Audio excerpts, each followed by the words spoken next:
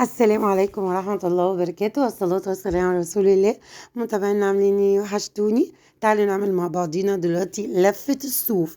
لفة الصوف دي صراحة أنا شفتها من نادية السيد، عجبتني أوي، فأنا بجد قلت أطبقها معاكم وأقول لكم النتيجة بتاعتها ايه. بس عايزة أقول لكم إنها بجد بجد طلعت روعة. تعالوا نبدأ ونقول بسم الله والصلاة والسلام على رسول الله ونشوف هنعمل ايه. أنا جبت كوباية من الحليب الدافي، حطيت عليها 4 معالق من السكر، حطيت عليها معلقتين من الخميرة صغيرين، وهتقلبي يا ست الحلوين جامد جامد جامد زي ما انت شايفة كده بالمبرد. وبعد كده جبت معايا بضاية، نزلت معايا بربع فنجان من الزيت، وهتضربي. بص على فكرة هي سهلة جدا، هتحسوا انها حاجات كتيرة بس والله بجد سهلة جدا. بعد كده هتقومي نازلة بالدقيق حاجة حاجة.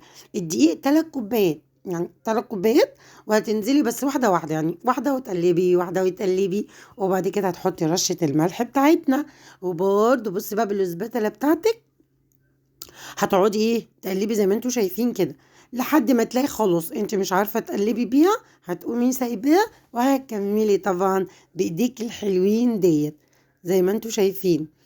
عملتها يوم رأس السنة. كل سنة وانتم طيبين، ويا رب تبقى سنة سعيدة وجميلة عليكم يا رب العالمين، احنا وانتوا يا رب. ويشفي كل مريض ويرحم أموات المسلمين. جبت معايا قطعتين من الزبدة بدرجة حرارة الغرفة. وبعد كده بقى هنزل بيها زي ما انتوا شايفين كده على العجينة. الزبدة بتاعتي طبعا بتبقى لان دي تعتبر عجينة برقوش، بتبقى تحفة.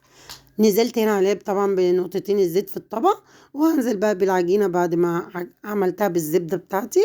لا لو سمنة تنفع، بس الزبدة طبعا انتوا عارفين بتدي تيست خطير.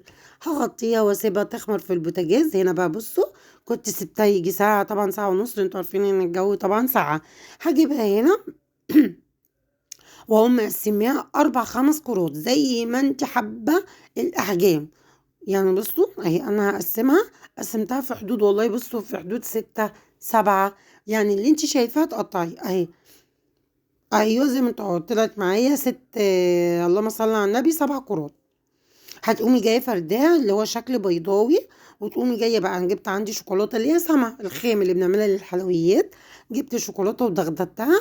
وهتعمليها وتقفليها بصي، تتكي كده من الجناب، وتقومي جايه بقى ايه بسكينه بقطعه البيتزا، اي حاجه عندك. هتقومي جايه بقى مشرشراها ولفاها كده. مفيش اسهل منها. طبعا الصينيه بتاعتك مدهونه زبده او سمنه، بلاش زيت لان الزيت بيشعوط معانا الحاجه من تحت. اهو هتفرديها كده بايديكي بيضاوي بيضاوي، تفضلي تمطي تمطي تمطي.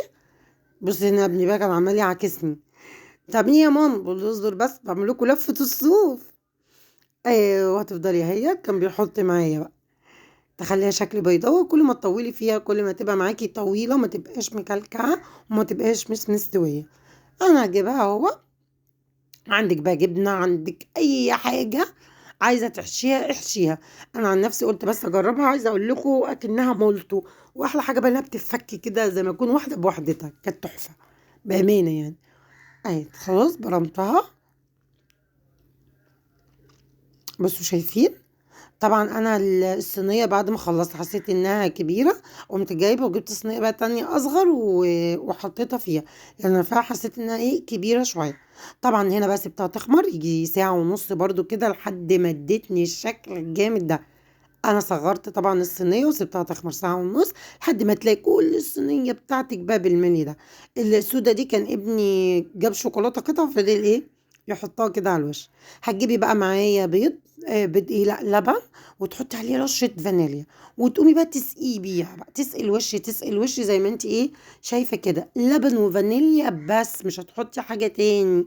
وتفضلي بقى ايه تعملي بس كده من الجوانب، يعني اديها حقها في اللبن عشان تبقى اللون بتاعها زي اللي انتوا ايه هتشوفوه. طبعا انا قايده الفرن، ما ينفعش ان انت تحطي كده الفرن على طول يبقى بارد، لا بتبقى انت الفرن مسبق قبل كده على 180، وهتحطيها وتتابعيها.